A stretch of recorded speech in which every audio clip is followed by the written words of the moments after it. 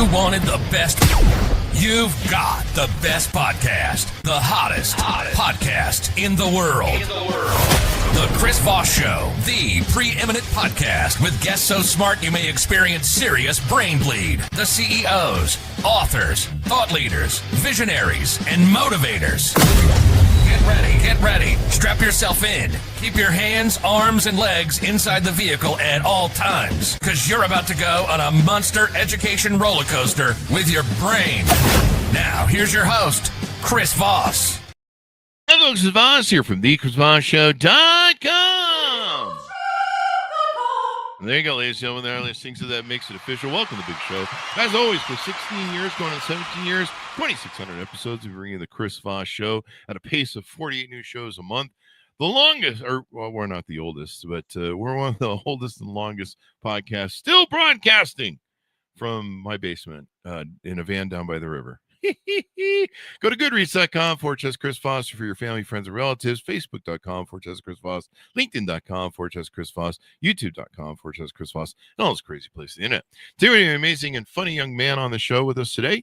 His book we'll be discussing. It's called Full Phoenix Rising: Real-Time Grace at the Speed of Jesus. Jesus, man, he was fast from what I hear. I don't know. We'll find out.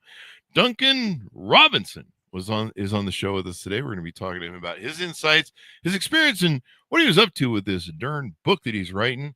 It makes people have some fun there with religious humor. Duncan is the pastor of Disaster, his words, not ours, and Australian's first black belt pastor in Brazilian Jiu-Jitsu. He currently leads a small but mighty church in the northern beaches of Sydney before stepping into full-time ministry. He spent years waking up Sydney with wit, wisdom, and questionable life choices as the host of the city's most popular breakfast radio shows. With over 20 years of pastoral experience in Australia and the USA, he's fluent in both "G'day, mate" and "Bless your heart." And he's married with 2 kids and an American chocolate Labrador who is convinced every sermon should include belly rubs. I'm all for belly rubs. My dogs love that.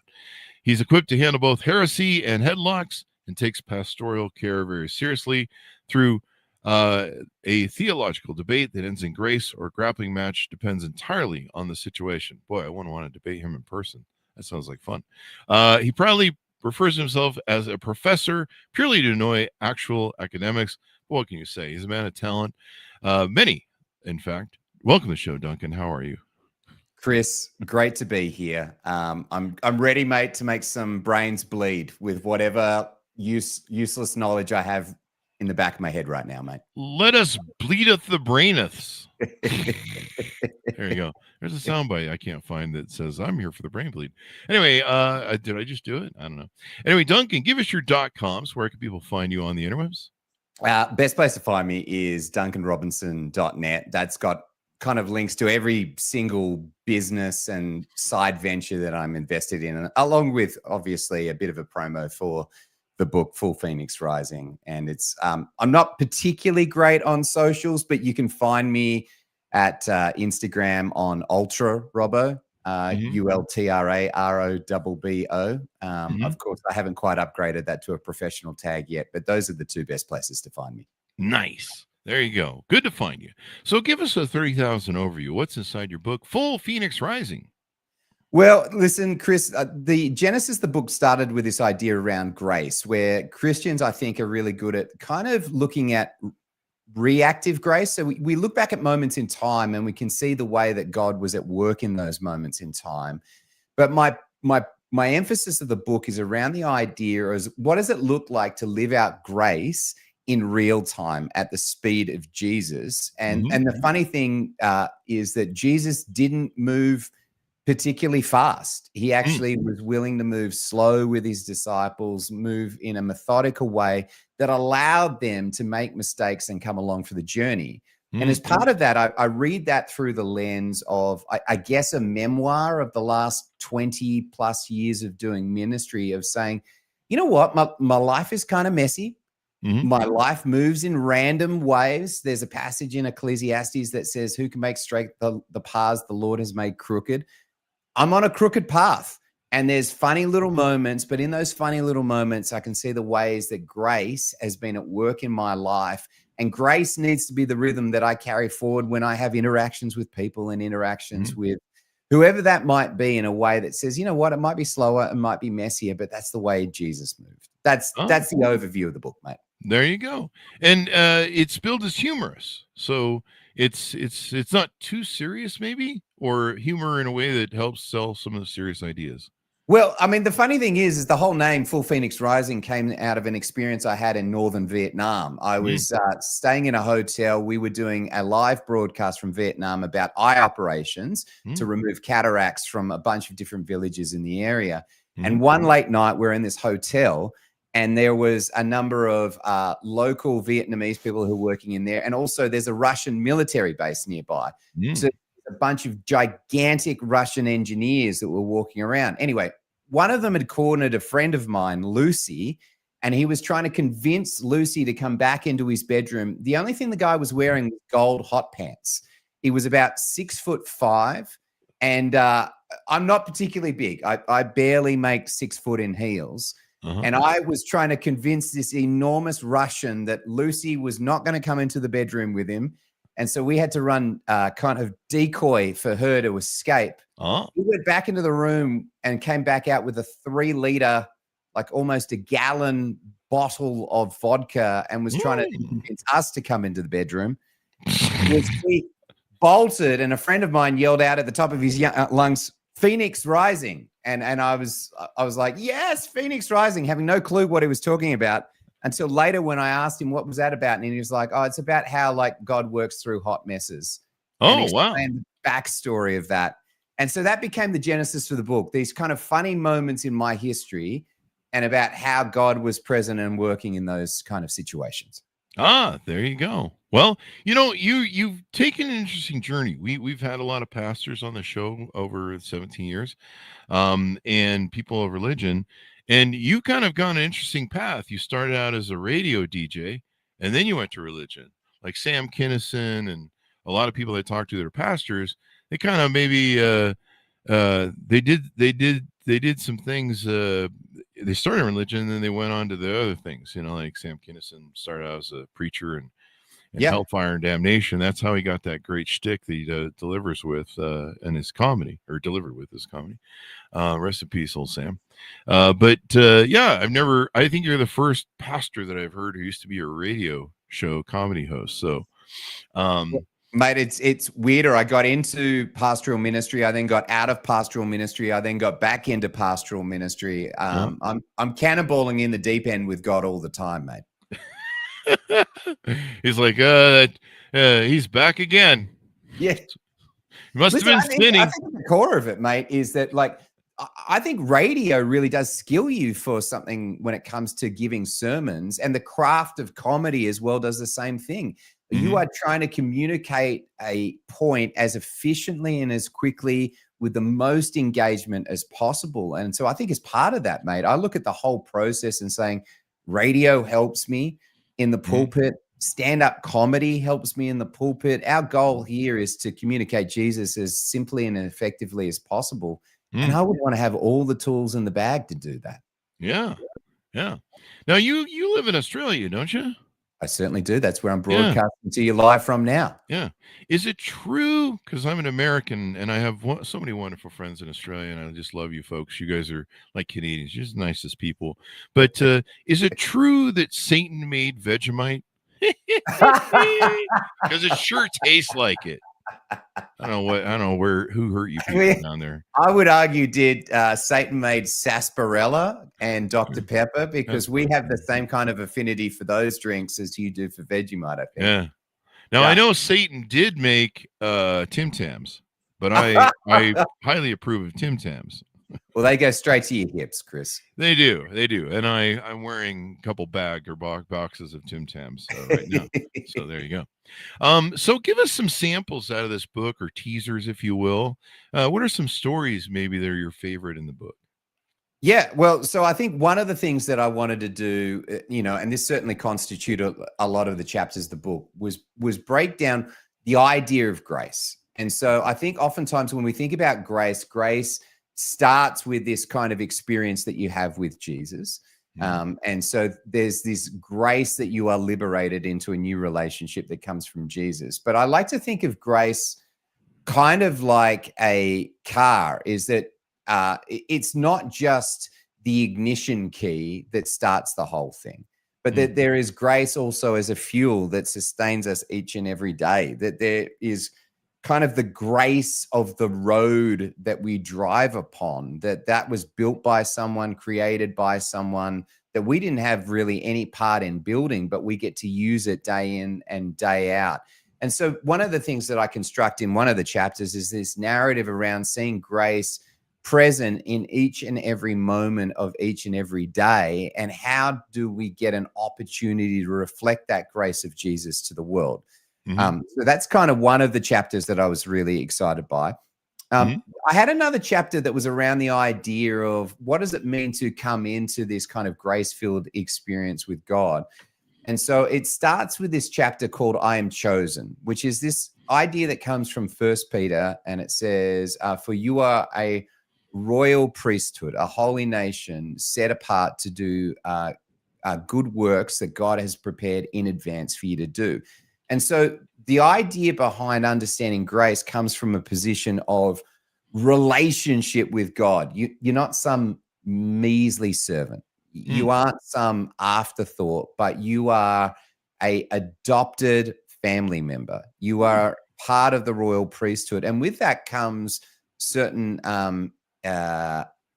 community benefits, for want of a better word, is that you're loved by God and that he would want to champion the best possible version of you, which is found in relationship with God. And so I kind of break that down through a whole bunch of different frameworks about these I am declarative statements that are statements about who you are as a person found in a relationship with God. And then sits alongside of that is top 5 weirdest church moments. Chris, in one of my first ministry experiences, we had a lady who requested to know what the topic for the sermon was about so that she could plan flowers appropriately. And I forgot to tell her on Sunday and got in major trouble with the other pastors because that started, a 3-week debate about should this guy even be at our church. And I asked her, listen, what flowers would you choose for Romans? And she said, well, it's roses for Romans. And I said, oh, I think it's more of a peony book, Chris. And she got pretty cranky about that. I said, Romans, roses feels a bit derivative. I said, if I wanted a Venus flytrap on Sunday, what book would I have to preach from? And she didn't like that either. So there's a whole bunch of stories like that. There's a story about a lady who I didn't know at the time was a topless waiter at a local casino. And I invited her to lead the women's ministry without knowing that she was still in that gig. Oh, wow. Yeah. Did she show up topless? No, thank the good Lord. That didn't happen. And we also realized that it was probably not best to have any of our strategy meetings at the local casino on a Tuesday morning. Really? You sure? So, yeah. So there was there's a whole bunch of funny stories around that you could classify as a fail, or you could take it as an opportunity to learn something about what God is teaching you in the moment. So those are some of the highlights, mate, from the book. There you go. And did you grow up in Australia, or you said you're Brazilian, I think. So how does that whole thing work? What has your journey been? Mate, I was born in Malaysia. Okay. My parents were over there working as a metallurgist for a mining company. Then moved back to Australia when I was 2 years old. I raised in Australia, but in 2006, I started training in Brazilian Jiu-Jitsu. And so that's part of the narrative of the story too, is this experience about kind of stepping out of the church as a building and stepping into a very different environment and learning a very different craft and seeing all the different places that kind of God intersects in the world of Brazilian Jiu-Jitsu. Mm-hmm. And Chris, I'm all about niche number ones. The more niche it is, the better it is. And so I claim that I'm the first Australian Brazilian Jiu-Jitsu black belt pastor. Wow. It's a niche title. I don't think anyone else was going for it, Chris, but I took it out, mate. Not a lot of competition in that series there, maybe. I don't know. Yeah. There you go. But I mean, you gotta excel at something. You gotta be good. But probably jiu-jitsu and some of the other arts you learn there, they probably help with your faith, or maybe discipline is a big part of that thing, and working out, and of course, discipline. Controlling your mind. Because sometimes that work is pretty hard. Doing, like, I remember one of the big things I learned about going to the gym all the time was it's not about competing with other people. It's not about looking great. It's not about, I mean, it is kind of about looking great, but it's not about like, oh, I want to go there and impress other people. I worry about, someone looking at me and they don't think I'm lifting enough, or I don't look good enough to be here, or whatever, but it's the discipline of showing up every day, or every sequence that you're utilizing on a consistent basis. I always applaud people that go there that look like they shouldn't be there. They're not the usual gym rats.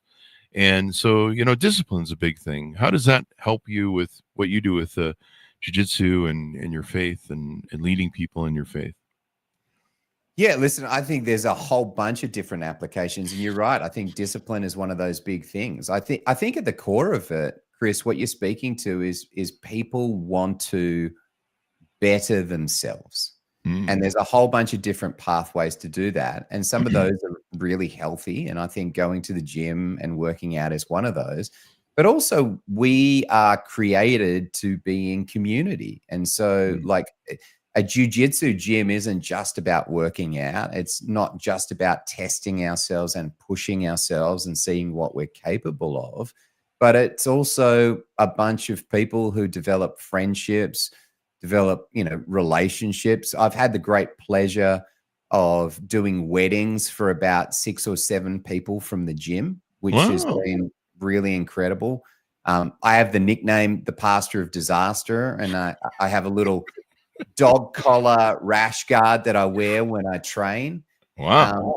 But also, in those communities and in those moments when we're trying to better ourselves, and, we train hard stuff in life comes up. And so I've, been able to journey with people as loved ones passed away, as relationships break down, as, tragically, sometimes people take their own lives. And so just being able to come alongside an individual and say, there is hope, there is grace. And while it feels hard and it feels difficult in this moment right now, that you are going to come through this and learn something through this, and it's going to change the shape of your life. And so I think that's, for me, kind of one of the most rewarding parts of it. And it also, Chris, makes it a little bit easier when you're in a fairly heated elders meeting and someone remembers that you're a black belt in jiu-jitsu, that it suddenly gets a little bit more respectful.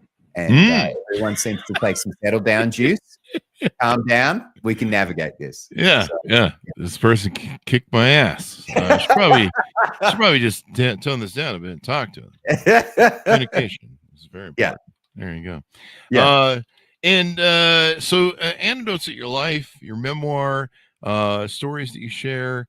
When did you first come in contact with religion, and when did it kind of start changing your life? Some people grow up in religion, and then there's kind of a moment that they have awakening where they kind of go, I should, read this book and maybe find out more. What was your journey? Yeah, listen, it's a great question. It's in there as one of the chapters of the book. So I had an experience. It would have been the equivalent of the freshman in high school. So here in Australia, we call that year 9. And in year 9, we went away on a classic 1990s church camp, Chris. There's no air-conditioned, climate-controlled rooms on this. There's cinder block sheds with triple blunks and vinyl, mattresses. Oh, vinyl mattress is the one you stick to in that hot heat. Yeah, those are awesome, man. Rips Everyone half the skin forgets to off. remind you to bring bedding. Yeah. There's a giant huntsman about the size of a small dinner plate on a wall. Sure. Everyone in Australia reminds you they're harmless, but it's still no fun when they crawl across your face. Crawl across your face. And I was on that camp, and we went out and we did something called caving, which in Australia involves you finding a hole in the ground and crawling into it and hoping that there's a cave at the other end of it. If there's not, then your buddies have to grab you by your feet and drag you back out again. Or they'll leave you there because, Yeah, they don't like you. They roll. Exactly. So we finished doing that after about 3 hours, and then we were walking back through this paddock. And Chris, do you know what a cow pat is? A cow pat. Cow patty, like a poop? Yeah. So when a cow does a poop in the field in Australia, it turns into a nice shaped disc. Oh, yeah. And then that hardens up, and you can pick it up and fling it like a frisbee. And we had this gigantic cow pat fight. And at the end of it, we sat down covered in cow poo and dirt. And one of the pastors said to me this, and it comes from Psalm 133. It says, "How great and pleasant is it when brothers and sisters dwell together in unity." And then it's this idea of oil being poured on the head and flowing down the beard of Aaron. It is as if the dew of Mount Zion was falling on Mount Hermon. And the allusion in that particular psalm is to this idea of the richness of fellowship. And that just means kind of, when you have a really great group experience, whatever the framework is for that, it's a reflection of the goodness of heaven. And so it was one of those first moments where I was like, this might have been the most fun day I've ever had and the most ludicrous day I've ever experienced in my life. And then someone connected the dots to this kind of relationship we can have with God. And that was it, man. It wasn't a fire and brimstone moment. It wasn't some deep theological idea. It was literally me sitting in a field covered in cow poo and someone explaining how good the day was through the lens of an experience of Jesus. And I was like, I'm in. Like, that's wow. If that's what it's going to be like, then count me in. There you go. Maybe you guys should start baptizing people that way. Baptized in cow poo. I don't know. This sounds like an OnlyFans. I don't know what's going on. But yeah, I mean, appreciating the beauty of life, the simplicity of life, and having fun and levity. I mean, that's what we kind of learn through comedy, right? We learn that laughing is important. We're going to make mistakes in life. The human condition, human nature, if you've ever seen it, is the most fallible thing ever. And in its context, is it sad sometimes? Yes. But is it overall funny? I mean, you kind of have to laugh because otherwise you're just going to cry all day and seek depression. That's it. Listen, Chris, I'll tell you this story. I had a chance to do some youth ministry in the States. And as part of that, we were based in Arizona. And one of the youth camps they do in Arizona is they load up a bus at midnight, drive across the desert to Los Angeles to arrive at Six Flags roller coaster park, to which we then spend 12 hours riding roller coasters before retiring to hotel rooms to go to sleep. Now, mate, that's not a schedule that I ever want to be a part of. But of course, no one sleeps on the bus on the way there. So we arrive at Six Flags and they give everyone McGriddles. I've never had a McGriddle in my life, and I'll never have another one because they're great for clogging arteries. Basically, yeah. So I had something that I thought was a McMuffin, but in fact featured pancakes and maple syrup and sausages, which is not a combo that you have in Australia. Well, did you try putting some Vegemite on it? It would have made it better, Chris. It would have made it better. Wow. Shots fired over here on this Voss show. McDonald's, yeah. I immediately threw up, then proceeded to ride roller coasters for 12 hours. Then we got back to our hotel room, and I had, what I guess I referred to as the challenging teenagers in the room that I was meant to oversee. Now, I was so exhausted. I collapsed at the door and went to sleep on a pillow. Mm. And then the group proceeded to have a floor party in the bedroom while I was unconscious on the ground. I was so exhausted, I didn't wake up the whole time. Oh, wow. And so the next day, the youth pastor is like, Dunk, what happened in your room? And I was like, I don't know. They went to sleep. There was no issues. Oh. He's like, he had photos from the teenagers. Now, bear in mind, these are on flip phones. Then this is pre-iPhone of me unconscious at the front of the room and people walking over me to get into this party. So we had to have a long conversation about learning to stay awake for apparently 48 hours straight, to which I responded, yeah, maybe we should change the schedule because I don't have the energy for this. Anyway. Fun moment. It's good to be young and have all that energy and stuff like that. What do you hope people come away with when they read your book? Well, I think the big thing for me is kind of to reshape our perspective on churches. I don't think we're called as people of Jesus to do this polish over performanced experience of a church on Sunday, because I don't think that's how Jesus intended us to be in relationship. I don't think it's how he intended us to communicate the truth of Scripture and the truth of who he is as Jesus. But I think the shape of our church should be slower. It should be messier. We should be more honest and real with each other, not as a way to justify our brokenness, but as a way for us to push deeper into our relationship with Jesus. So I think part of what I'm hoping happens with this book is people can have a laugh at me and say, okay, well, if this guy can be a pastor, then the bar is lower than I expected. And then the second part of it is also to say, hey, there's these real moments of beauty in brokenness, redemption through that, reconciliation through that. And that's actually a really good and gorgeous thing. And so my hope is that you read the book and go, oh yeah, I should slow down a little bit. I should take a little bit more time with everything. And so that's my hope. And also have a laugh at me. Australians, you're allowed to laugh at us. It's part of our comedy culture. Yeah. You guys are wonderful that way. And, you kind of have to have comedy. You're living in one of the most dangerous places in the world, crawling with lion, tigers, snakes, and bears, and alligators, and crocodiles, and even koalas with chlamydia. Yeah. Jesus. What the hell happened there? Koalas. They're not as common. They're usually up trees, so you don't have to worry about it too much. But definitely wash your hands after you cuddle them. Do you? Yeah, that's the funniest thing in the world when I heard that those little cute little buggers that everyone wants to hold and pet and take one home as a pet. I'm like, boy, those are some. They seem like they're so slow and tired. You wouldn't expect them to, spend a lot of time trying to get chicks. Well, they're drunk, Chris. Oh, they're drunk on the leaves. Yeah, that's right. Yeah, the leaves ferment in the belly and they get drunk off eucalyptus leaves.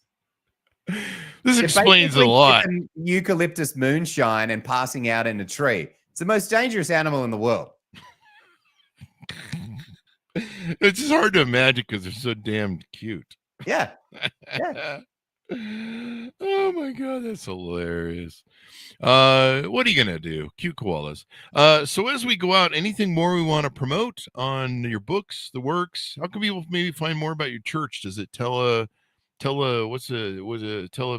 now? Does it have a outbound live feed? Mate, listen, you could watch my church on TV, but I tell you what, there's 1,000 better churches that you could watch. Listen, best place to get in contact with me is through my website, duncanrobinson.net. If you want to see me as a pastor in a pulpit, because we did actually set up our church like a stand-up comedy venue. The church's website is northgate.org.au. And yeah, man, listen, I'm available for podcasts, for speaking events. I do a lot of this. I have a side gig where I do a corporate communications masterclass on saying it simply. Oh, wow. And so you can find out information about that. I've done clean comedy stand-up venues. I've done a bunch of different things. Man, if you run a jiu-jitsu gym and you're looking for a black belt coach to come in, I do that as well. I'm a jack of all trades. And Chris, as you know, the saying goes, a jack of all trades, a master of none, far better than a master of one. So it's true. I would agree with you, because I am kind of a Renaissance man, master of all trades, or not a master of all trades, but just a serious hack. Yeah. We're just out here seriously hacking away at life. Hacking away, man. That's how you become a master. You hack away at everything in practice, and then you might get better if you have some skill, but I don't have any of that, so that's not a worry. Anyway, so thank you very much for coming to the show. We really appreciate it. Give us your .coms as we go out, Duncan. Yep. DuncanRobinson.net. That's the best one. Or you can find me at northgate.org.au. There you go. So thanks so much for tuning in. Refer the show to your family, friends, and relatives. Order up the book wherever fine books are sold. It's entitled Full Phoenix Rising, Real-Time Grace at the Speed of Jesus, out October 5th, 2025. And thanks so much for tuning in. Refer the show to family, friends, and relatives, or else, damn it, don't make me pull the car over, folks, and come back there. Go to goodreads.com/Chris Voss, linkedin.com/Chris Voss, youtube.com/Chris Voss, and facebook.com/Chris Voss. Be good to each other. Stay safe. We'll see you next time. You've been listening to the most amazing, intelligent podcast ever made to improve your brain and your life. Warning, consuming too much of the Chris Voss Show podcast can lead to people thinking you're smarter, younger, and irresistible sexy. Consume in regularly moderated amounts. Consult a doctor for any resulting brain bleed.